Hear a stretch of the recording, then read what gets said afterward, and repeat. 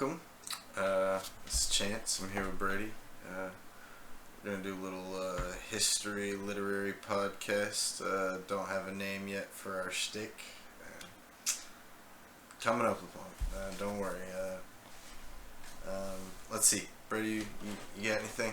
Well, did you like my other one? The one that I had mentioned earlier? Oh, yeah. I think that works. Apocalypsis Historian. Yeah. Talking about the destruction of society, the destruction of history, the reconstruction of society, the reconstruction of history, the overturning of things, the changing of time, the changing of gauntlets, the passing of thrones.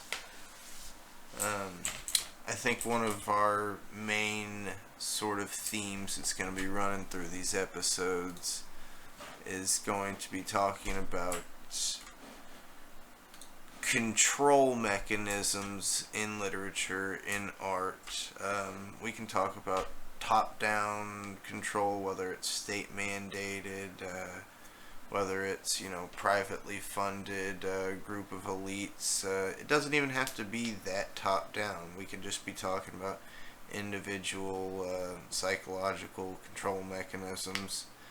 At some point, this is going to get into a deep dive on none other than Shakespeare, because ultimately we all here speak English, and English comes from a lot of different places and it forms over a long time, but one of the things that sort of codifies and standardizes it and has become the sort of standard or paradigm for the perfection of our language is Shakespeare and Renaissance English as a whole. And so I think we're going to be starting from there and moving outwards. We will be constantly jumping to other stuff, connecting it back to modern times, whether modern times is 2022 or 1969. We'll talk about a lot of 19th century Gilded Age stuff, because that's when big money, big industrialism really comes into play, and you'll be shocked at how much this does actually connect back to Shakespeare, and that the world's going to start to feel very small on one hand, but it'll also spiral out of control on the other hand. There will be names on names on names that are all connected back to each other, especially as we focus in on the Shakespeare era. You're going to see a lot of aristocratic people that we all kind of knew were important, but you didn't know how related and interrelated all these people were. And interesting. Yeah, and interesting. Whether or not these things are history, historiography, or fiction's a whole nother discussion, and we will be getting into those as well, but at some point, just tip your head at how interesting these people's biographies are. And even if you're not a fan of Shakespeare, or if you're not a fan of the Shakespeare authorship question, I think you'll be surprised to find how interesting a lot of this discussion is. Where do you want to start, Brady? Yeah, I'm just going down this huge list of apparently words that Shakespeare invented.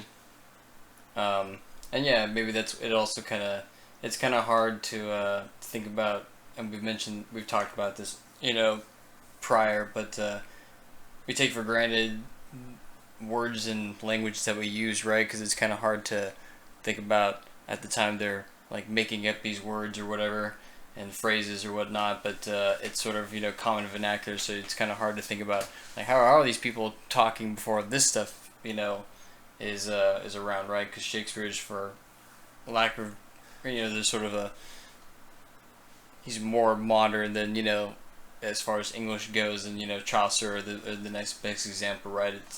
It's kind of fully bloomed as far as English as being like a thing or whatever, right? Yeah, absolutely. Like, at some point it's a math thing, right? We got, 120,000 active words in English. If we want to count a bunch of whole archaic terms, we could be as generous and go all the way up to 200,000. But, fun fact, if you pull up the wiki page, who invented which English terms. The first most ever is Chaucer, second most is Shakespeare, third most is John Florio. Each of them have over 2,000 words apiece that they single-handedly invented. And Shakespeare and Florio are contemporaneous and are both part of this era. Chaucer's their predecessor by about 200 years, but Chaucer himself is very much acting like an early proto-Shakespeare, being a poet laureate for the king, being a scholar for the state. He's helping build a nationality and a nationalism. But what I want to point out is if they get 2,000 words apiece and there's 200,000 words to go from, I mean it's like 1% of the language, which I know doesn't sound like much, but there's been billions of people to speak English. How can one person have a whole percent to themselves? Yeah, supposedly the wiki, it says Florio contributed, about 1,100 to English. Chaucer apparently has 2,000, and Shakespeare apparently has just under 2,000. And so all over the place with that's just an insane amount of contribution to the language. Like, once again, if you don't want to accept top-down control, this is still super centralized, hyper-focused around supposedly individuals. And I guess that supposedly is a nice little segue into what we're going to be talking about for a lot of this podcast, not just today, but further episodes, talking about the Shakespeare authorship question. I know a lot of you guys out there may not be too up to date on Shakespeare, but Shakespeare in the last, 100 years, and especially in the last 20, 30 years with the advent of the internet, there's a lot of people talking about the doubtful possibility that someone from a blue-collar, lower-middle-class background could have the life experiences necessary to be the greatest author of all time by the age of 20-something.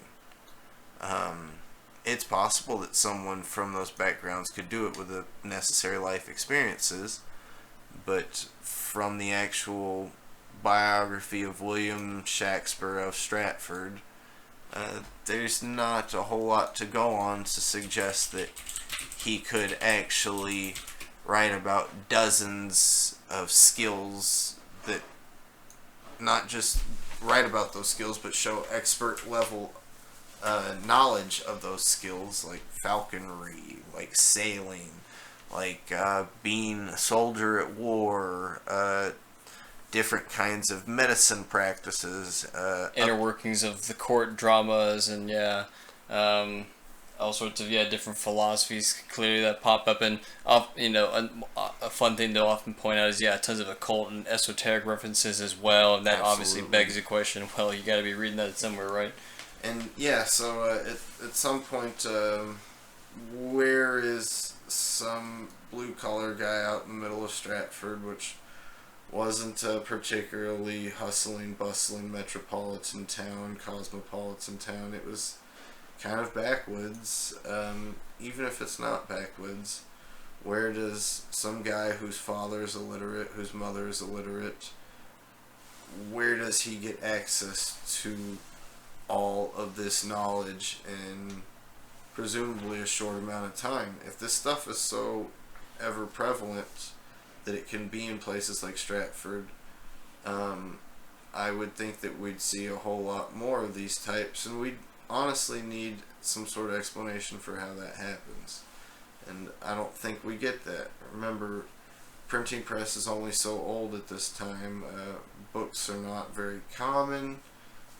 They're not easy to get out in Stratford. Yeah, if you're in the middle of London, sure, you can come buy some books, and if you have money, you can definitely buy them and store them. But someone like William Shakspur of Stratford, out in the middle of Stratford, I mean... With the one will we have, he doesn't leave anything. Yeah.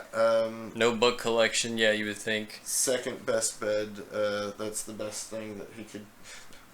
The famous quote from Will Stratford's will is that he left his wife the second best bed. Not the first best, but the second best. Let's see. So I've just got his basic life. Yeah, and it's very scant, obviously, and although there's no attendance records for when he apparently went to school, even though people will agree he went to some nearby free school supposedly.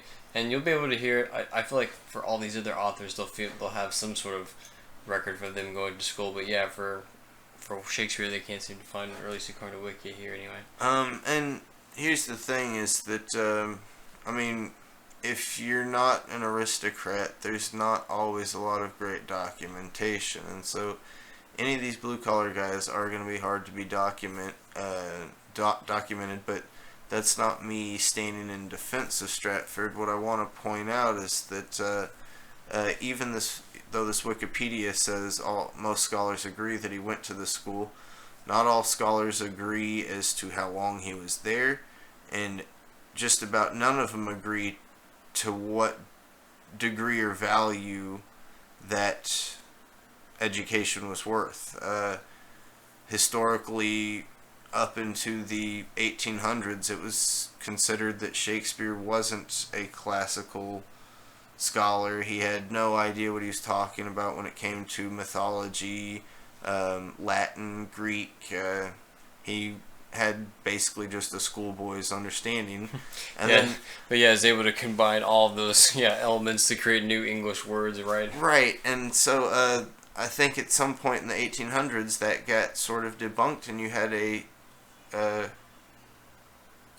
shift of thought go from, hey, this guy doesn't know anything about classics, to, oh, this guy clearly knows a bunch about classics, and so he must have gotten a really great education up till whatever age he dropped out. Maybe it's age 10, maybe it's age 13, maybe it's up to 15.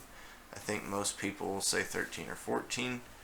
At any rate, I find it rather doubtful or dubious that he could get such a great Latin classical scholarship. And so nowadays you'll see professors say stupid things like a grammar school kid got a better classical education than undergraduates or even graduate students do now.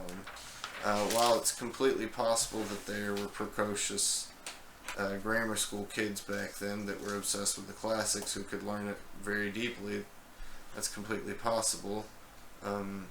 I doubt very much that places like Stratford were supremely capable of getting classical educations to people that were, for the most part, illiterate. They can't speak or read English well enough. How in the heck are they going to speak and read Latin? It seems a pretty dubious proposition.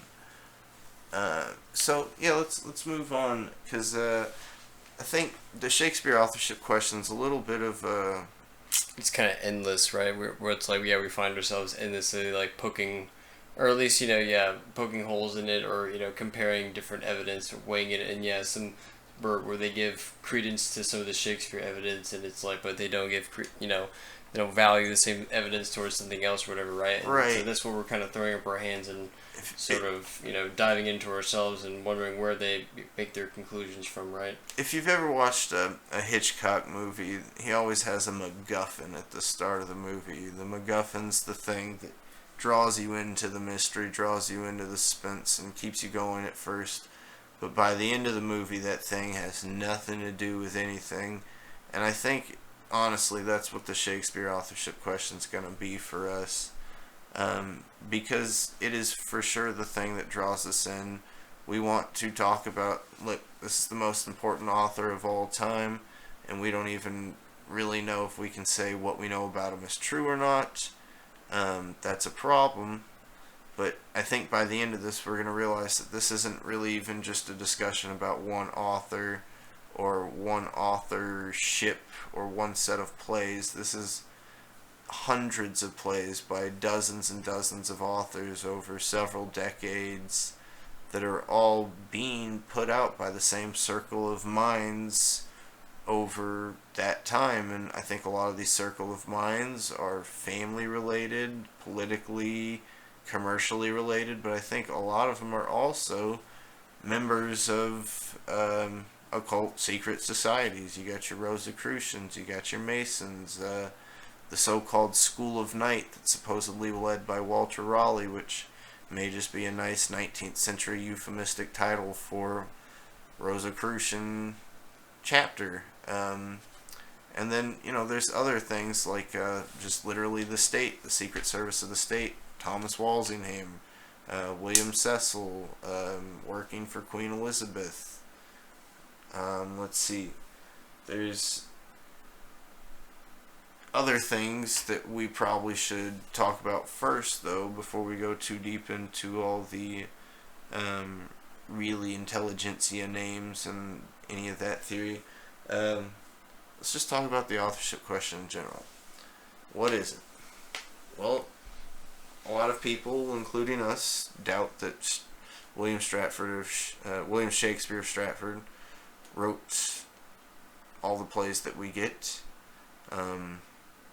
The more popular alternatives to the Stratford theory, or the Stratfordian theory, is that Francis Bacon is the real man behind Shakespeare, that William Shakespeare is a pen name. That's the Baconian theory. That's one of the original alternatives and has always been ever prevalent, and I think still slowly, secretly growing.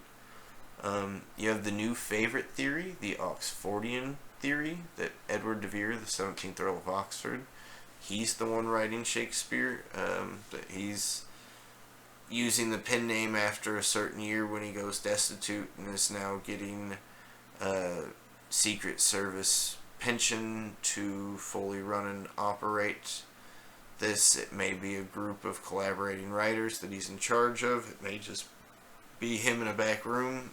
There's not too much consensus over that. That theory's got a lot of interesting points, got a lot of legs, and that's been around since the 20s. The 1920s, so it's exactly 100 years old this year, I think. J. Thomas Looney put it out in 1922, I believe. So I think that's appropriate, talking about it, 100 years old. Let's see. There's other theories that are starting to pop up. You got Thomas North. Dennis McCarthy's been pushing that recently, and what he's found is that there's this guy, Thomas North, nobody really gave much credit to. He was a translator of Plutarch. We always acknowledge that, and we know that Plutarch is translated by Thomas North, has been used a lot in Shakespeare. Well, Dennis McCarthy went and found a whole lot more stuff that Thomas North had written or translated that pops up in a lot of places in Shakespeare, including Hamlet's to be or not to be speech. But we'll talk about several reasons why that has not wholly convinced us, and that it's as much fun as the North theory is, and as hot off the presses as it is, it's no more convincing than the Baconian or Oxfordian theory, which all have convincing aspects, but none of them seem to be a centralizing 100%. Parsimonious whole, great explanation for, because we get Francis Bacon being able to do the whole, philosophical, scientific waning and, cryptology stuff, but we don't really get him doing some of the love poetry and the some of the even inner workings of a Macbeth drama, some of that really human drama, right? I can kind of get that lofty sense and kind of big macro sense from him, but not some of the the inner workings, or right. That micro scale, little moments where Macduff's wife is starting to turn sour on Macduff because he left them, and little moments like that, I think, come from a genuinely literary mind. And so your Oxfordians would argue, it's because Oxford's doing all of it. And well, as much as Oxford is maybe capable of that, and this is a tough discussion because we don't have a lot of early writings from Oxford to go on. We only have a scant amount of poems that are attributed to Oxford to really compare back to, and it's much earlier in his career, so it's not going to read as well. I think, this is a little side note, but I think if we want to actually do internal evidence with Oxford, we have to go ahead and make a leap and say that Oxford is John Lilly and a large amount of Thomas Kidd. And if we do that, I think we can use those to go back and compare to Shakespeare, and I think we'll find a lot of that in there, which is why I'm a fan of the Oxfordian theory. But one thing it can't do is it can't explain why all that medical knowledge is in there, whereas the Baconian theory can. The Baconian theory, once again, can't explain all this poetic love agenda, all this character drama, literary stage drama. We know that he worked some court masks, and he's indeed capable of doing dramas. But we're not just talking about capability here. We're talking about, ostensibly the best ever. And so, at some point, we're looking at... It doesn't do us much good to just replace William Shakspere with De Vere and be like, oh yeah, it's just this one dude, it's just this other dude writing everything the whole time, right? Because it still doesn't answer the whole question of, like, yeah, the number game with all the number of literally words that are able to be created, right? Just doesn't justify. It just kind of begs more people involved. Right. We have a bunch of lawyers saying Shakespeare had to be a lawyer. You got a bunch of doctors saying Shakespeare had to be a doctor.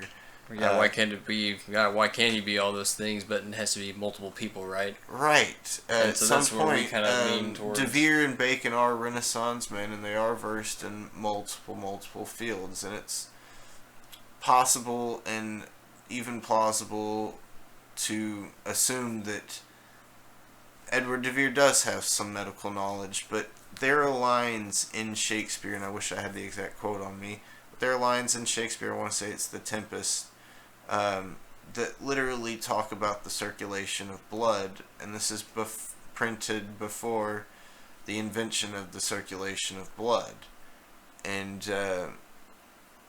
we can assume that Bacon is buddying up with Richard Harvey, who is, or John Harvey, who is in discovering this using the purple dye, which is part of the Tempest quote.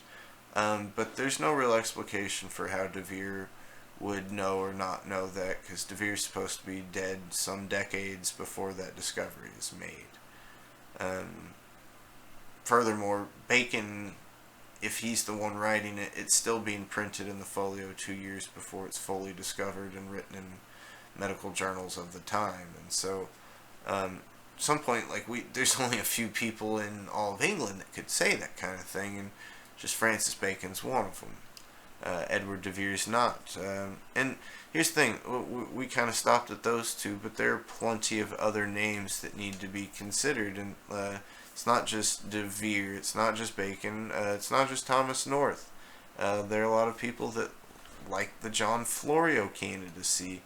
Florio's one of the original translators of almost all the Italian Renaissance stuff to English. That's how he invented those 1150 words.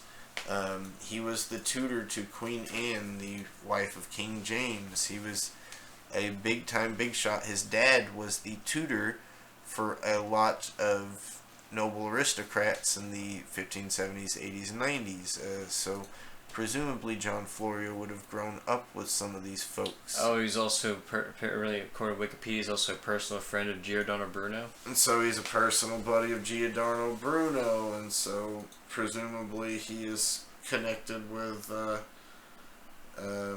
someone like Roger Manners, who had Giordano Bruno as a professor, and Roger Manners was the Earl of Rutland, he was the nephew, or sorry, not nephew, he was the son-in-law of Philip Sidney. He married Sidney's daughter, Elizabeth Sidney.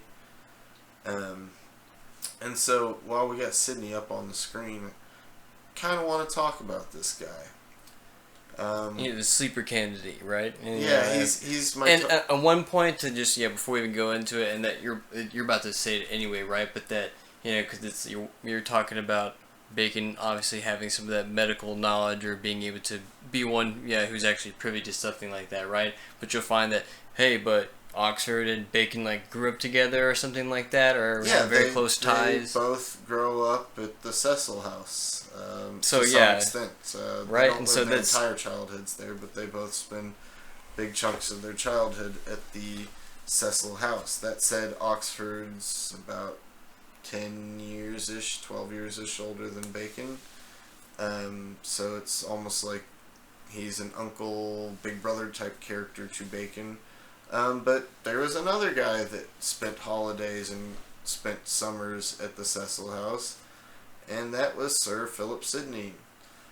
Philip Sidney's relationship with Edward de Vere is up for discussion. What we do have documentation of is that when they're younger in the 70s, let's see, Oxford's 5-6 years older than Philip Sidney, that there is a super rivalry between them, and that de Vere was always the literary creative genius, and then this new kind of hot upstart kid comes in, thinks he's even smarter.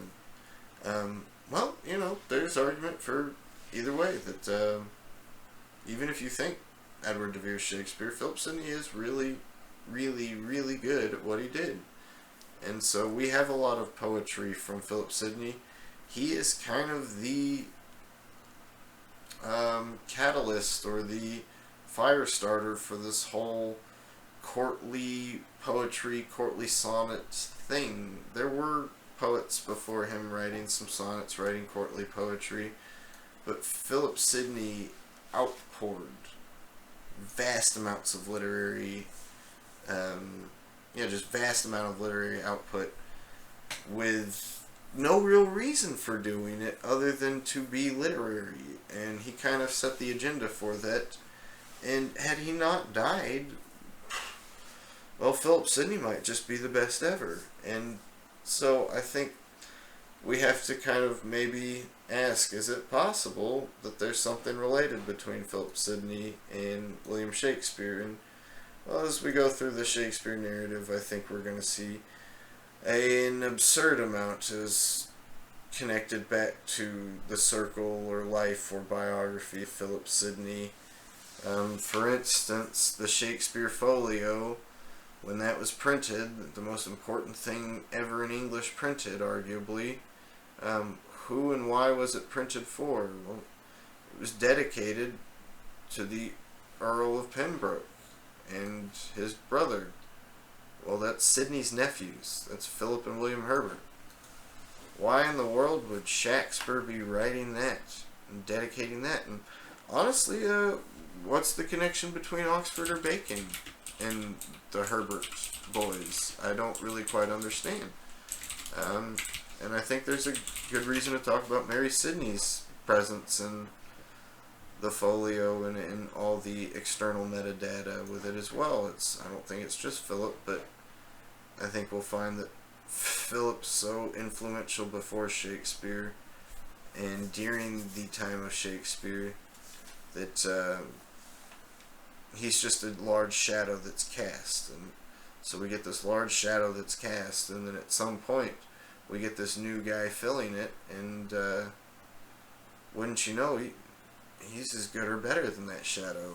And I think that there may be a reason to suspect that it is actually indeed partly Philip Sidney.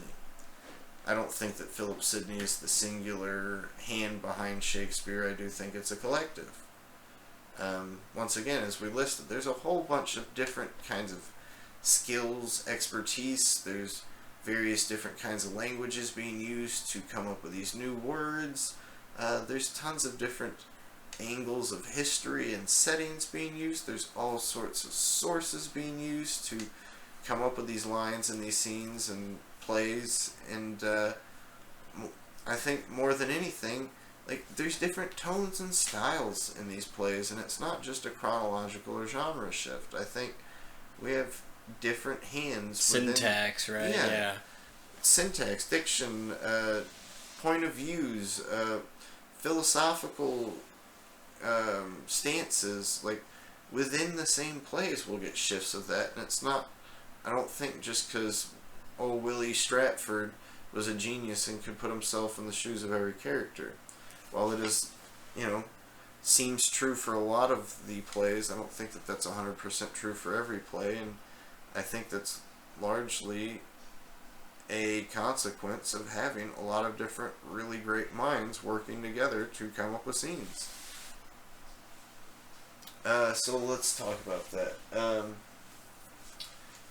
Let's see. So let's talk about the authorship question real quick. We keep going off topic here, going down the rabbit hole. It kind of does explain, though, that it's, yeah, we think, obviously, people for a while have been pointing out that we're not, the Shakespeare authorship question definitely extends past internet phenomenon, right? Or even just, whack nut 1960s, 70s conspiracy culture books, whatever, right? We're talking like, 1800s that people have been like, hey, maybe, a lot of this biography we're kind of given, doesn't really hold up, and some of the sources are dubious, and once you start to take a look at people that, that are well traveled, like, Edward de Vere, right? That they hit half his biography is just how he gets to travel and like go all these different places and pick up all these different cultures and whatnot. And obviously Sidney's bio has he's the best. He's definitely the best sonneteer after Shakespeare or whatever, right? Too bad he dies young or whatever, And so there's there's just a lot of well educated people that for lack of better way of thinking about it, they actually have the extra time to do all this and actually tinker about and have the paper and pen to actually scribble and cross out and rate. If anyone's actually done enough writing, you'll be wasting tons of paper making stuff up or whatever, right? So absolutely. They seem to just have way more of the disposable income and time to be able to actually dedicate some of their let alone dedicate their time, but actually have the background to pull it off. And for you folks out there that are like, well, they already jumped to all these aristocrats. I knew that the Shakespeare authorship question was bullcrap. I'm just going to listen to my professors. You're welcome to do that. In fact, I recommend take as many professors as you can. Ask them each who wrote Titus Andronicus, which scenes. I don't think they're all going to give you the same answer. Because if you ask, say, Jonathan Bate will tell you, oh, well, clearly big chunks of Titus are George Peele. And whereas if you maybe ask Stanley Wells, he's probably not going to stand for that. He's going to tell you that Shakespeare wrote all of Titus. But you can ask some folks, and some folks will tell you Titus may have a bunch of Marlowe in it. And at some point, what we have here is mainstream big-time professors of big-time universities that don't even have a consensus as to who's writing the Shakespeare that you're reading. You can read lines of Shakespeare, and mainstream authors will not agree as to who is or is not writing the lines you're reading. That's in Shakespeare. That's not in any external plays of the time. That's not added stuff later. I mean, that's just the Shakespeare folio that's printed. Act 1, 2, 3 of Titus. Was that Shakespeare or not? The 3 different parts of Henry VI get feeling of a ton of different writers. And if you've read your Marlowe, it's kind of crazy how much some of Shakespeare sure does feel and look a lot like Marlowe, and even in some places sound a lot like Marlowe. Like when Aaron the Moor is talking in Titus, it sure does feel like Barnabas and Jew of Malta. So I don't really know how to recollect that or resolve that.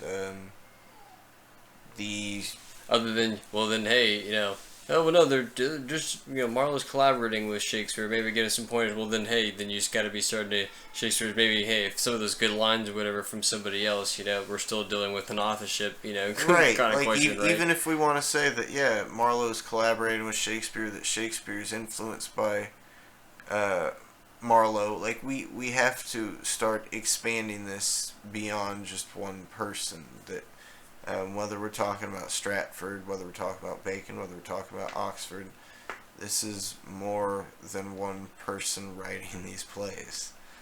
And so let's... And on to the, about all that misattributing, or, how people, you were talking about authors, or I'm sorry, professors, academia are arguing over, attributing Shakespeare or even lines and other stuff or whatever, right? But yeah, what about the whole Shakespeare Apocrypha, or about, or stuff that has now been reclassified as, oh no, that we said it was all that was Shakespeare for a while, but turns out we were wrong, and turns out it was this other guy or whatever, right? Could you go down some of that line?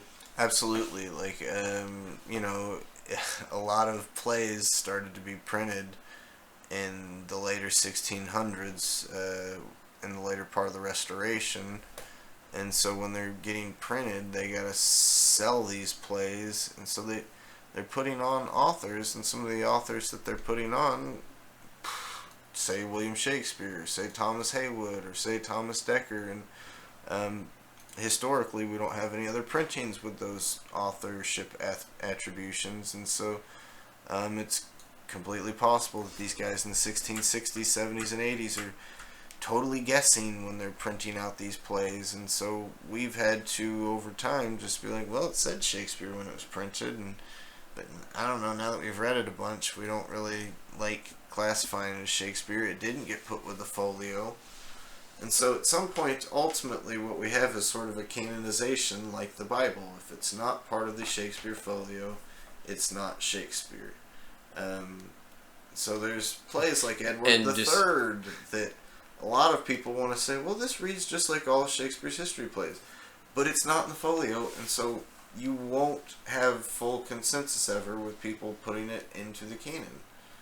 And funny enough, you say the Bible reference, because guess what's being printed around the exact same time, right? Yeah, like Shakespeare's last play ever is, 1611, 1612, and that's when the King James Version of the Bible's being printed, and so, yeah, that goes back to, I guess, our original topic of discussion, talking about how language can be a sort of control mechanism. And so we have not just a religious text, but we have a secular text as well. Yeah. So we get the profane and the divine. We get both sides, the sacred and the mundane. We get our religious text with King James, then we get our secular text with Shakespeare. The Bible tells us how to live spiritually, and Shakespeare tells us how to live publicly or politically, or on a mundane level, profanely, whatever word we want to say. Let's see. Yeah, that's crazy. It's all happening at the same time. It's wild. So, let's see. I think we can talk a little bit about, we'll get into the Henslowe Diary. And so, yeah, I guess the Apocrypha is a good lead into still the Henslowe Diary and things collected to it or connected to it, is that we're still dealing with a historiography problem, essentially, with this whole thing, right? Is that who's sourcing better than somebody else, right? Because, yeah, you have all these people that are, trying to attribute Shakespeare, or maybe even somebody else, or whatever, right? That's not the point, but the point is, like, how are they coming to those conclusions, and who's able to capture that time period better, some of those other forces, and because obviously people want to do the internal readings and compare the text or whatever, right? And that's super important. I think there you can definitely point out to some of that stuff, right? And I guess like you're saying, like at some point we are like forensic detectives, like forensic historian, right? What methodologies can we do to be more or less certain than other methodologies with trying to dig into Shakespeare? Like, if we're trying to identify the writer of a play, what methodologies are better or worse than others? And so there's all sorts of internal readings that we can do. We can go into mathematical stylometrics with the aid of computer analysis to see how many times words are being used, or how many times sentence constructions are being used, and try to match them up with other texts from the period in time. And maybe we can try to map out authorship identities doing that. But at the end of the day, if we're not great at programming, or if we're unaware of certain mathematical biases, then that can skew our results. So perhaps stylometrics isn't what we need to do. Maybe needs to be some more just literary style internal readings, and we can make tons of internal readings, but I feel like once you just have the right cast of characters, because just that little fact that you mentioned earlier, it's like, here, you get the folio, who is it dedicated to this, William Herbert III, Earl of Pembroke, well, okay, who's that? Well, yeah, it's Philip Sidney's nephews or whatever, right? And it's like, well, yeah, what is that connection there? And then from from Sidney, you can get to De Vere, you can get to Bacon, you can get to all these other guys that everyone else likes to talk about, right? But there's just this little, what's up with this little here, And then of course you just start pulling the thread, and then that's where you start getting all these other characters or whatever, right? So. Absolutely. We need to sort of, throughout this podcast, not just today's episode, but throughout this podcast, start to slowly map together all the different networks and connections between Philip Sidney, between Philip Sidney and Edward de Vere, between Philip Sidney and Francis Bacon. How much does Walter Raleigh play into this? I think it's pretty fair to say that this is being state-run through William Cecil. These are all basically his extended adopted family, foster family. It's being run through Francis Walsingham, which, by the way, if we want, go back to Philip Sidney for a second. Just want people to know this. Who was Philip Sidney's wife? Was it Francis Walsingham? Oh, who is she? Well, her dad is the head of the Secret Service, which is basically their FBI/CIA. He's the most or second most powerful man in England at the time. If he's second most, it's only to William Cecil, whose daughter married Edward de Vere. His daughter married Edward de Vere? No, his daughter married Philip Sidney. Oh, and then, okay, say that other part about de Vere. William Cecil's daughter. And so Francis Walsingham's head of the Secret Service. William Cecil is the Secretary of State. Gotcha. Okay. But here's where it gets fun. Before Philip Sidney married Francis Walsingham, he was actually engaged to another girl before that. Do you know who he was engaged to? William Cecil's daughter, Anne Cecil, the girl that ends up marrying Edward de Vere. Oh, God. Yeah. Which, by the way, de Vere and Sidney are supposed to be big-time rivals up through their, Sidney's teenage years, de Vere's early 20s, in the 1970s, all the way up till maybe Sidney's death, Oxford's death. But here's the other thing, is that Philip Sidney, I don't think, was in love with Anne Cecil or Francis Walsingham. Philip Sidney's famously in love with a different lady. So much so that he wrote a famous set of sonnets over her. It's the most famous set of sonnets outside of Shakespeare's. It's called Astrophil and Estella. So, if you go to Astrophil and Estella, it'll tell you all about... Oh, yeah, okay. Lady Rich. Who is Lady Rich? Well, it's a lady named Penelope Rich, but that's not her real name. That's her married name. Her maiden name, her real maiden name, is Penelope Devereux. Her brother is the Earl of Essex, who carries out the famous Essex Rebellion in 1603 and gets his head cut off. 1601, gets his head cut off. But Penelope Devereux is famously in love with Sidney and vice versa.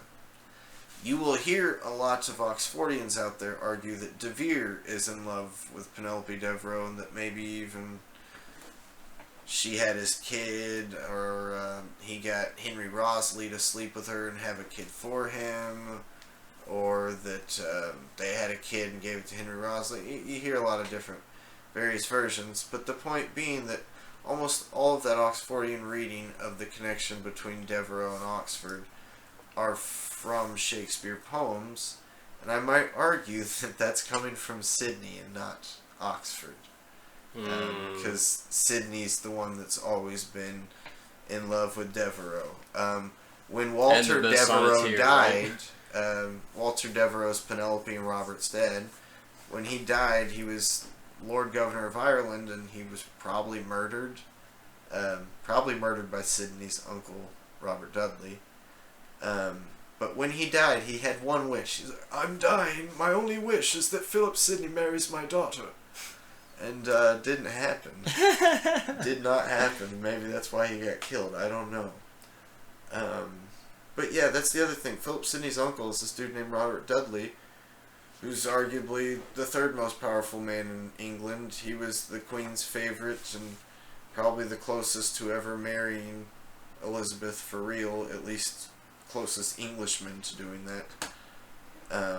And so yeah, Sidney's just unbelievably ensconced in all of this. And here's the thing, it's like he was a big time poet, he was a big time writer in general. He wrote a lot of prose. The greatest Elizabethan sonneteer after Shakespeare, Yeah, but not only that, he did a lot of pageantry and masks. Apparently he was an incredible special effects and stage designer as well. And at some point, it's like, this man sounds like Steven Spielberg had a baby with William Shakespeare, who had a baby with John Keats and William Wordsworth, and so yeah, not to hype him up too much or pull a Baconian or Oxfordian, but I think that Philip Sidney is equal the mind of Bacon or Oxford, and the only restriction to him being Shakespeare is that he's supposed to have died in 1586, but let us remember that he is the most connected man in all of England, and if he wants to have his death faked, or rather, if his father-in-law wants to have his death faked, it'll happen. And I think there's plenty of reason to believe that, and I think there's plenty of evidence for how it maybe could have happened. We won't go too far into that today, but yeah. Yeah, going into it, because when you start rattling off these names, and yeah, you try to look at, we've destroyed our. I think anybody on Wikipedia will do this, right? But it's just like, look at all these people that, all these bigwig people connected around Shakespeare. For all intents and purposes, better well documented, I guess, or whatever, right? Yeah, absolutely. As far as their movements and stuff, I guess we could argue how much of that is doctored or whatever, right? But yeah, it's still just it's just you start to connect, and there's Shakespeare sort of in the middle, not just. On an island. Yeah, exactly. But not at the same time, right? Just like this folio thing, just like the internal readings with all the other evidence we've talked about with people with different, jobs or And so what we've like talked a lot about is going beyond Stratford, and not just going beyond Stratford, but going beyond a solo author theory.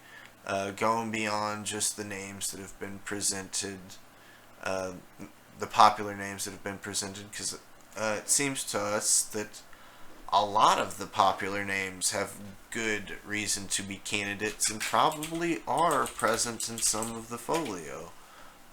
You get names like Roger Manners, William Stanley, Henry Wriothesley, Robert Devereux, Walter Raleigh, John Florio, John Donne, Edward Dyer, Fulk Greville, William Stanley's brother, Fernando Gabriel Stanley, Gabriel Harvey, Edmund Spencer, and so now we're starting to go into names that I don't know if these are real people or not. I don't know if Gabriel Harvey's a real guy. I don't know if Edmund Spencer's a real guy. I feel pretty sure that the rest of those people are real people.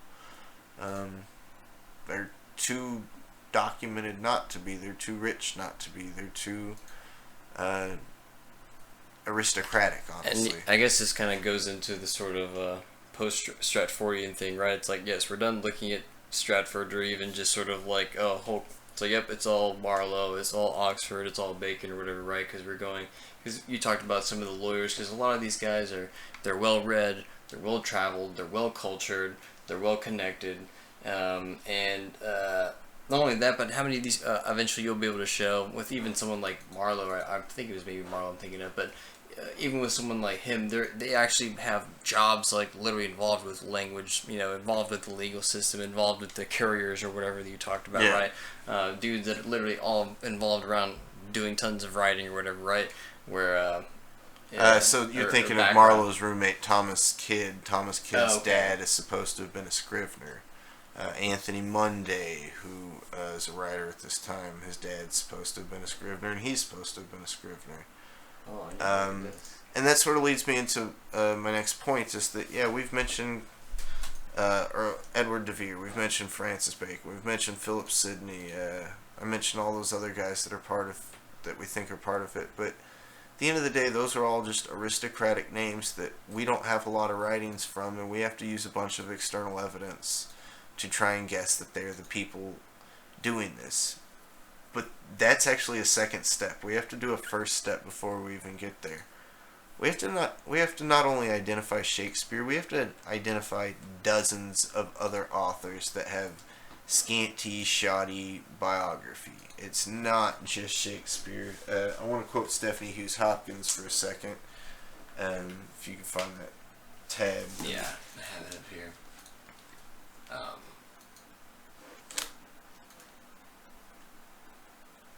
And once you start talking, I'll find it. I have her essay pulled up. And this essay came out recently, or? 2005. Okay, so yeah. So she's somewhat recent. I think she's still around with us. If not, she's just recently gone. She was getting old. Is getting old. I hope she's still around. Let's see.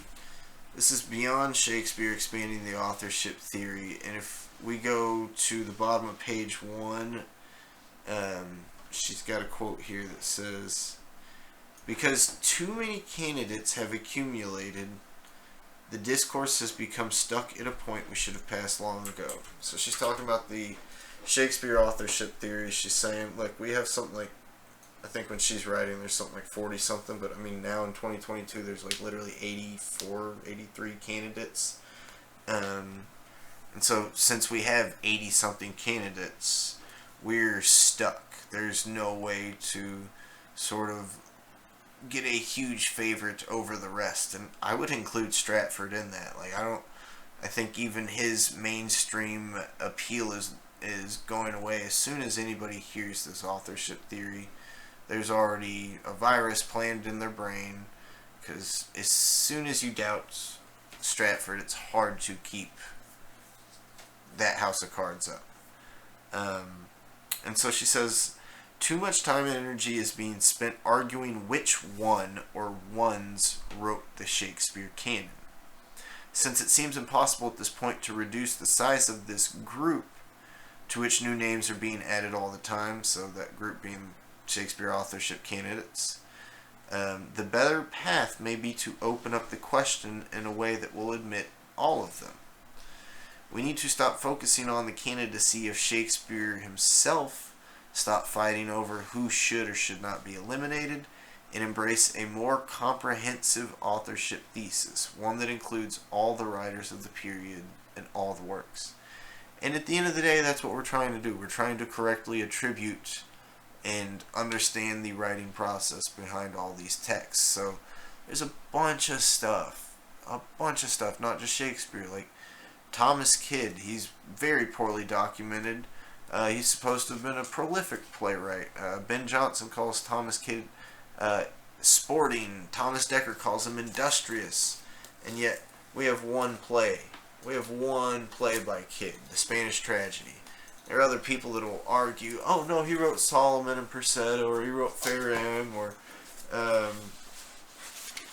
you'll see arguments that, oh, he wrote Arden. But look, dude, she's kind of laying it out here too, because rest assured, we're not looking for more than one Shakespeare, but we are looking for other characters in his story. If we wish to find Shakespeare, we first must seek him among his fellows, the actors, patrons, publishers, and most important, the other writers who shared in the creation, not just of all the Shakespeare canon, but of all English Renaissance literature. If Shakespeare were the only authorship problem of the period, scholars would have found the solution long ago. And where was he? Where did you say? The authorship question is not just about Shakespeare. It's about Shakespeare plus Bacon, plus Sidney, plus Mary Sidney, plus Marlowe, plus Johnson, plus Green, plus Watson, plus I don't know who that Gascoigne, he's from the 70s.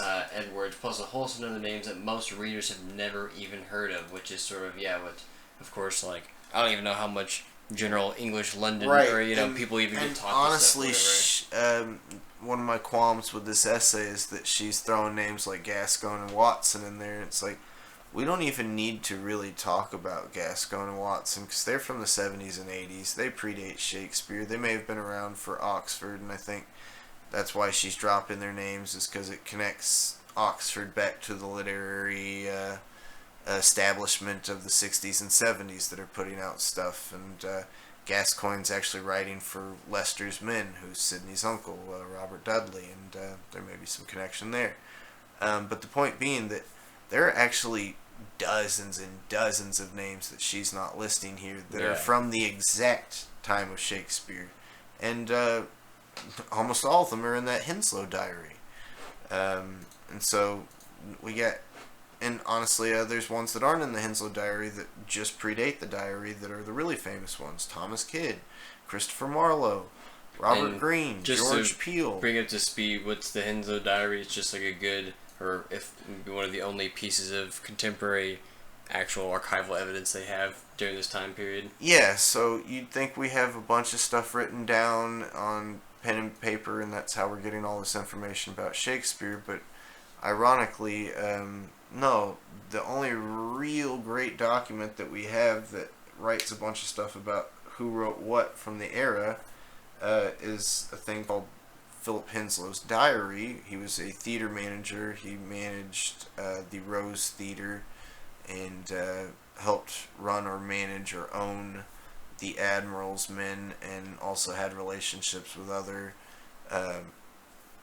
playing companies like Lord Strange's Men, Sussex's Men, Chamberlain's Men, Queen's Men, and he wrote down, and for the first several years of his theater enterprise, he took down the names of the plays that they'd show, how much they would make, the dates that they would play them, and he'd write if they were new. And then at some point he quit taking that down as documentation, and he started just writing down as documentation how much he was loaning or paying his playwrights and for what they're writing over. There's also stuff like paying his actors and buying costumes and sets, but for our discussion we're most interested in the inclusion of the names of writers in that diary and what plays they were writing.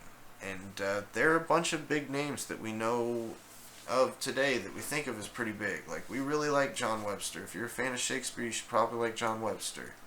If you're a fan of Shakespeare, you should probably like Ben Jonson, John Marston, Dekker, Thomas Dekker, Michael Drayton, George Chapman, Thomas Middleton.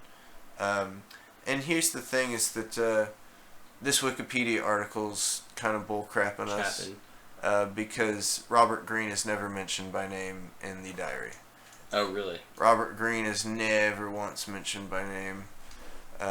His play title is mentioned. So Friar Bacon and Friar Bungay is mentioned. Orlando is mentioned, and we know that we think that those are Robert Greene plays. So you also see people say that Thomas Nash is mentioned. Thomas Nash isn't actually mentioned in Henslowe diary, except for asterisk next to that, there's a guy named Collier in the 1700s that was studying the diary, and he tried to forge some stuff into the diary. One of the things that he got caught trying to forge into the diary was Thomas Nash's name. But Thomas Nash is never once mentioned in Henslowe's diary. Why is Thomas Nash not mentioned? He's supposed to be one of the big-time writers of the era. Why is Shakespeare not mentioned? Or for that matter, Richard Burbage?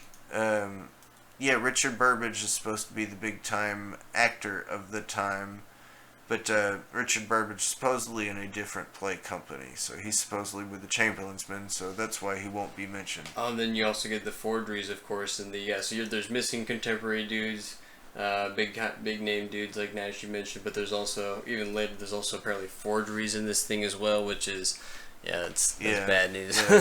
Red flag for sure.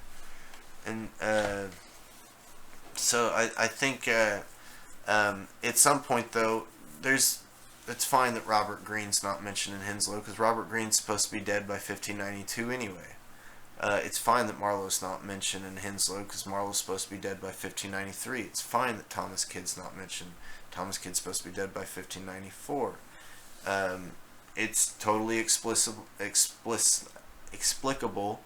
that John Lilly's not mentioned. He's retired from the theater after 1591, it seems like. It totally makes sense that none of those guys are mentioned. The only one that's not mentioned that's from that time is George Peele, and George Peele's biography and attributions also may be under question, though. At the end of the day, the playwrights that we do know that were around the year 1600 that are really famous, that are at the height of the theater of the English Renaissance, every one of those guys that we know of is named in the Henslowe Diary, except Shakespeare. And so at some point, I have this image of 20-something incredible playwrights all working for this one guy, and then the other company, they just got one, they don't need anything, they just got Shakespeare. Which, sure, Shakespeare's that great, fine, but even the modern historians or the up-to-date mainstream narrative is that Shakespeare only wrote 1 or 2 plays a year. How in the heck is this going to be the most popular, best, most successful playing company if they only have 1 play a year? What other plays are they running? Because Henslowe changed the play every night, just about. What is the other company doing? How are they running that? Are they just running Hamlet for 6 months until he comes out with his new play, and then run that for 6 or 8 months? No. Yeah, I've kind of lamented to you that it's like, yeah, it sucks we don't have, some Rotten Tomatoes at the time, or anybody else. Anybody been like, oh yeah, I went and saw Shakespeare today, went and saw Macbeth, and yeah, the blood, reenactment was really cool, or whatever, anything to kind of get our hands on other people viewing this stuff. And yeah, Henslow's Diary is sort of the best thing as a ticket booth office, right, that you can kind of get to, right? Absolutely. Yeah, because everyone, where are the tickets? Or I saved my stub for for Titus Andronicus. I mean, these days, like, if you're gonna go see Avatar 4 in 3D IMAX 2000, you're gonna go see it at the biggest Cinemax. You're gonna pay the $25 ticket, and you're gonna sit in the giant lazy boy recliner chairs on the 40,000 square foot screen, and that's how you're gonna watch it. But if you're going to see the art house drama about the lesbian immigrant that got cancer and died, like, you're gonna go see that at the cool hipster, theater that was built in 1952. And, like, at the end of the day, like, the venue kind of is part of the thing that you're seeing. And I don't think that they would have been unaware of that phenomenon. I think they would have totally played on that phenomenon. And so what plays you're getting at the Rose with Philip Henslow's group over here, I think it's going to be different than what you get at the Globe, and it's going to be different than what you get at Blackfriars, which is going to be different than what you get at the theater. But ultimately, I don't see why those things have to be mutually exclusive competing entities, or mutually exclusive unaffiliated entities. I would expect that these are all somewhat very affiliated entities, and I would guess that it's a monopolized control at some point. I don't think that it's a responsible assumption to say that Philip Henslow's the last rung on the ladder. Especially when all these companies have the name of aristocratic dudes on it. I don't see what the point of Leicester's Company being called Leicester's Company is if Leicester doesn't have a little bit of say over it. Yeah.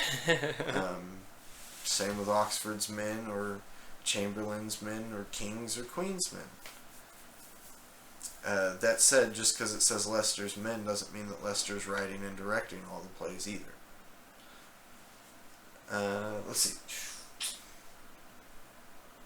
But yeah, so yeah, obviously, I think Henslowe's Diary, one of these big focal points for historiography. How can we try to go about proving what we think we know, or picking apart or critiquing other people's assertions or draws from this information too, or whatever, right? And just trying to get our hands on any the best interpretation for any of this stuff. And I think what we're gonna have to do is just cross-examine vast amounts of metadata.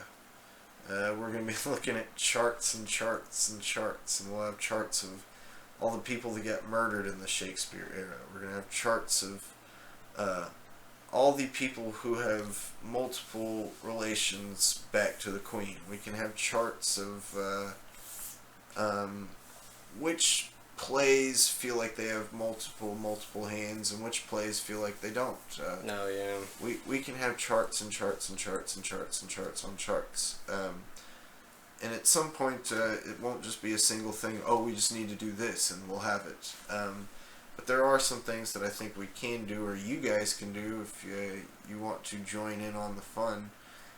We need to start identifying, and this is if you're willing to go along with our theory, but I think we need to start identifying which hands in Henslowe are in the Shakespeare canon, and which hands in Henslowe are in the Shakespeare Apocrypha, and which hands in Henslowe are in all the external plays, some of which have been attributed to the hands in Henslowe, but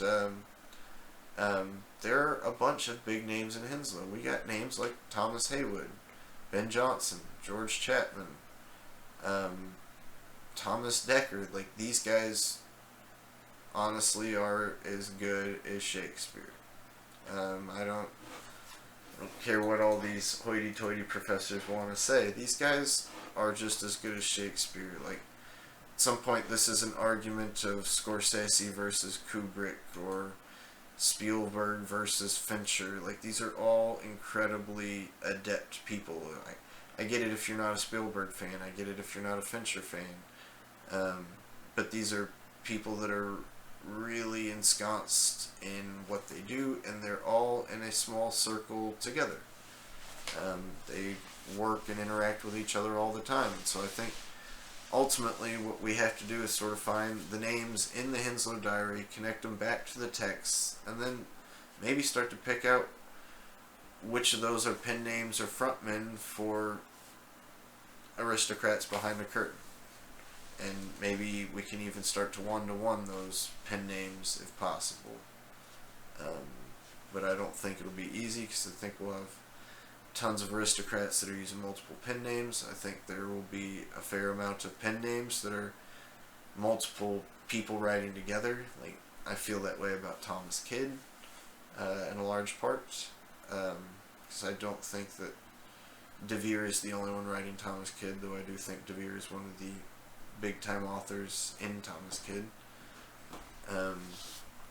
And so that will be kind of difficult to parse through, and sometimes it'll be explicable, like, oh, this aristocrat had this pen name, but then had to get rid of it at this date, and then picked up a new pen name at this date. But it won't, I don't think, will always be that clean. I think we'll have plenty of cases where an aristocrat will have a pen name at the same time as another pen name, but maybe one pen name's for this medium or genre, and this pen name's for another medium or genre or style. And it'll get hairy too, because if these guys are writing in the same room together, their stuff might start to sound alike. So it's hard to tell if Thomas Nash and Robert Greene are indeed different people or the same person. It's hard to tell if just how much of Chris Marlowe is or isn't Thomas Nash. Which I'm very certain that Thomas Nash is all over Chris Marlowe, but just how much of it is Marlowe and which is Nash? The two do start to blend together. It's not as easy in just saying, ha, this is the Marlowe section, this is the Nash section. Yeah, exactly. Yeah, man, it's gonna be wild. But I do think we have crossovers. Yeah, multiple authors going on. It's not just that Edward de Vere is writing 80 different authors worth of literature and outpouring 1 million pages of literature. Like, we do have to have multiple authors. But I do think what we're going to find is that it's kind of a centralized sort of intelligence operation coming out of a tight-knit group of aristocrats that have tons of political, governmental influence, tons of commercial influence, and tons of secret society, quasi-religious, quasi-occult backing. Yeah, and I think, just starting to dive into like any one of these names, and you'll start to kind of find, I think it'll just enrich in your whole understanding of that time period. You know, getting to connect a lot of these moving parts. Not even alone, just doing all these interreading or the internal readings of the plays and trying to do all that, sort of comparison, right? But yeah, just looking at Like, some of these biographies Here, and go watching to Edmund Spenser. Like, watch how you can wiki rabbit hole this. Let's see. Scroll down. Let's see. Oh, we've already got William Cecil on here. Walter Raleigh. Already got Walter Raleigh. I was gonna have you click. Let's see. Gonna see if it talked about when he dedicates his stuff. You got Ben Jonson down here. Yep, got Ben Jonson down there. Keep going.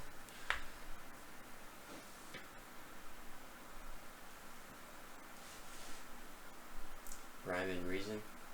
Keep going. We're gonna try and see where he dedicates some of Here's his. the Fairy Queen.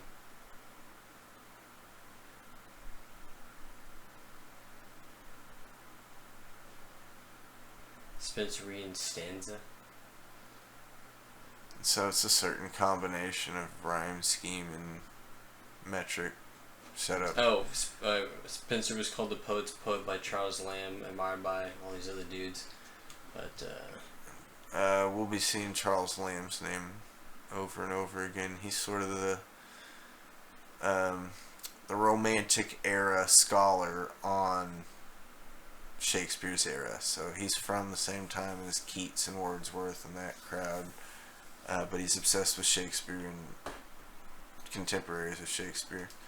I'm sorry, I can't remember which play it is or which poem it is, but one of these long, famous poems he dedicates to Sir Philip Sidney. Yeah. Astrophel, a pastoral elegy upon the death of the most noble and valorous knight, Sir Philip Sidney. Maybe it's Colin Clouts. That's what it is. But yeah, he dedicates to Sidney. He's supposedly in Ireland, working for Walter Raleigh. But do you know who's running Ireland at that time? It's Philip Sidney's dad. Oh. Yeah. It's really easy to do this. Yeah, because I saw they were mentioned, and apparently him saying something about not wanting to teach kids in Ireland. Spenser warned of the dangers that allowing the education of children in the Irish language would bring, so that the speech, being Irish at heart, must need be Irish, for out of the abundance of the heart the tongue speaketh. I don't know what he means there, but... So they're saying that your brain or your emotions are wired to your language, and that goes into the start of this whole discussion. Yeah. Here's the thing, is Stephanie Hopkins Hughes, in this same essay that we've been reading about, she calls Edmund Spenser out. She doesn't think Edmund Spenser is a real guy. And if you actually read some more Stephanie Hopkins Hughes essays, she'll tell you that she thinks Edmund Spenser is a pen name of Francis Bacon. But she will also say that De Vere's got editorial sort of familiarity with Edmund Spenser, and De Vere is the editor that helped edit the Shepherd's Calendar. But whoever Edmund Spenser is, there's certainly some direct connection back to all these names that are in Shakespeare. And Edmund Spenser is, whoever the heck he is, he's the great epic poet of English. Like, he's the Virgil, he's the Homer of English, and we don't even know where this guy died or how this guy died. I noticed on the on wiki, the scene, it just and then stops. he's gone. Yeah, there's nothing about later life. It just stops. Nobody knows. He's just there and he's gone, and we're gonna see that happen over and over again with these folks. And John Lilly's the same way. He's there and then he's just gone. Thomas Nash, he's there and he literally vanishes. Bizarre. And so at some point, it's these people are forgotten about, and at some point they're only publication names. They're names that are only seen and used in publications. But the whole point I wanted to bring up with Edmund Spenser was that one of his famous epic poems he dedicates to one of the Spencer sisters, and I was just going to show you how easily you can, through the Spencer sisters, connect a bunch of different families. Or someone else's sister? No, it's spelled differently. It's spelled with a C. Okay. But supposedly he's distantly related to them, but they are aristocrats. He is not. Oh, okay. So always rang a little hollow for me. It didn't seem like he was actually a Spencer. But those Spencers are part of the Despenser family, who's 800, 900-year-old English family who had members like, I don't know, Princess Diana. She was a Spencer. But one of those Spencer sisters is married to a man named Ferdinando Stanley. And Ferdinando Stanley is another guy that I would like to somehow start to dig up and research, because his brother William's always been sort of one of the secondary favorites for authorship candidacy. But it seems to me that Ferdinando Stanley is 5th Earl of Derby? Equal, if not better. And so he's often called Lord Strange. That was his title for most of his life. Lord Strange was... Lord Strange. So you'll see Strange in his early years as one of Lord Strange's men. Was an acting troupe. There you go, Alice Spencer.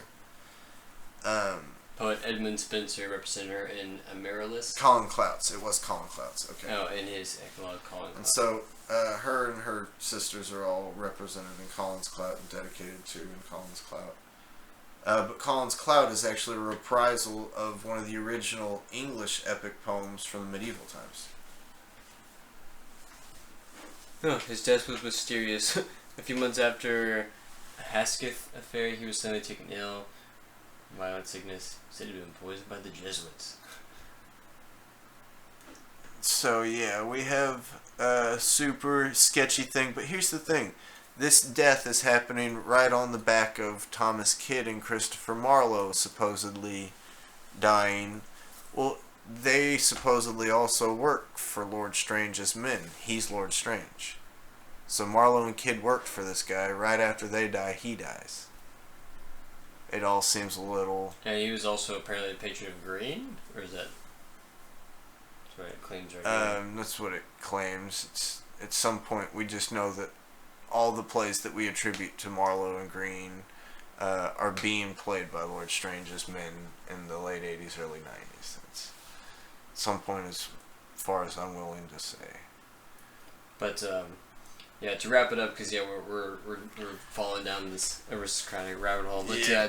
But yeah, obviously we've got a huge cast of characters, and we're gonna be spending time just going down. You know, we could just spend one whole night, you know, just on Philip Sidney alone, or God, who knows how long on Francis Bacon or the other people. That's like that, right? hopefully the plan to like sort of focus an episode over why this person is important to the story, what kind of roles they play, what are the odds that they're one of the main hands, not just in Shakespeare, but in any of this dramatic or poetic literature. And, you know, at some point maybe this spirals into talking about government and philosophical tracts and religious stuff, but for our intents and purposes, we're focusing on literature, the theater, and poetry, and I think the two kind of complement each other, and that's going to be sort of our running theme here, is trying to dig into the truth of history by digging into the art and literature of the time. Yeah, and maybe using, although I hate, you brought it up, that I like that nullius in verba quote, the Latin quote about on no one's word, right? And it's that sort of the thinking about doing all the own research for yourself and not being beholden to any sort of particular line of reasoning. Hopefully we're obviously we have a bias, and you're right, but we're trying to do due diligence here and trying to look as many names as possible, you know, instead of just kind of writing it off so easily. But to show that maybe our line of reasoning is not even novel, right? That, you know, we've got some bigger names sort of on our side. Maybe maybe if they didn't have it fully articulated as maybe we do now, in a sense, right? But yeah, we've got a couple of people that have shown, you know, that were writing way before we are, that are literally kind of saying the exact same thing that we are, that maybe have a little more clout to this than we give us credit for, right? It's not just us. It's the best writers ever: Mark Twain, Walt Whitman, Nathaniel Hawthorne, Charles Dickens, Sigmund Freud, Carl Jung, Friedrich Nietzsche, I mean, it's literally a who's who of just the most important, influential thinkers and literary writers of Western culture. Not that that makes it right, but it just should show you that it's not just for lunatics. This isn't just for nutcases who huff paint out of brown bags. Like, this is for people that are obsessed with reading. This is for people that don't just read because they have to in school. This is for people that read it over and over again because there's something inside the text digging into their brain. So yeah, just want to say, don't feel bad if you're positioned on the same side as those people. And if you're positioned on the opposite side or not on their side, that's okay too. There's plenty of other thinkers that probably don't think this, and there may be a lot of thinkers back then that didn't have an opinion either way that might have an opinion now because there's a lot more information on the subject. And so, once again, like, this is not a new thing. We're going to pull out some quotes from plays from the year 1598. It shows people in 1598 were making bizarre, enigmatic Shakespeare riddles and references that suggest that they didn't even know who it was, and that there was maybe sort of a concurrent game as to trying to guess who the heck Shakespeare is. You know, we maybe don't have an exact analog for that these days, but we have tons of musicians, entertainers that use pen names, stage names. We do have, like, I don't know, the band Gorillaz. Like, if you've ever watched a Gorillaz music video, none of those characters are real characters. They have musicians, studio musicians playing that, and the studio musicians aren't even the writers of the band. The writers of the band are just producers that hire out studio musicians. And so, while that may not be the exact model for Shakespeare, this is sort of just a nice precedent to show you that we can have art, literature, entertainment, and propaganda all wrapped into one thing, and they can come from multiple different levels, and that there's enough precedence for sure. It doesn't have to be from a singular mind. So I think that's it, guys. Thanks for listening. Hope y'all enjoyed. This will get more cohesive and focused as we go on. So. Yeah, y'all got a lot of homework out there. If there's any big takeaway, you should, if you're new to the Shakespeare just dive in. question, go look up one of these names and start rabbit holing. So many dudes to try to like figure out, and it's not just Shakespeare by himself, just writing out the whole English destiny or whatever at that time, whatever. Right? I'm just gonna write. It's just there's so many other people involved and so many other moving influences. Between, of course, like.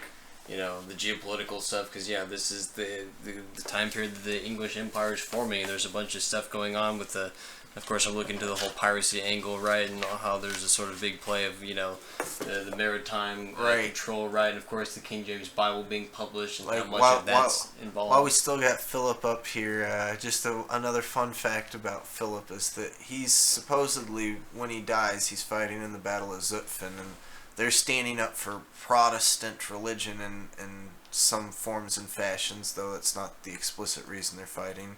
But he's supposed to be a champion of Protestantism, but wouldn't you know Philip's named Philip because he's named after his godfather. His godfather is the King of Spain, Philip II, who is very much Catholic. And so Philip Sidney is unbelievably connected, and it's not just Philip Sidney.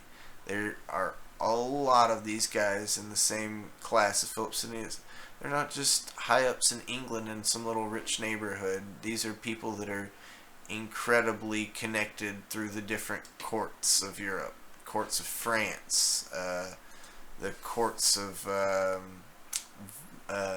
Milan, the merchants and the commercial class of Venice. You got the papal regime in Rome, you have Spain, you have the Netherlands, you have various different kingdoms and provinces in the German Holy Roman Empire. All these people are all super interrelated. I mean, and they have been since Rome and before.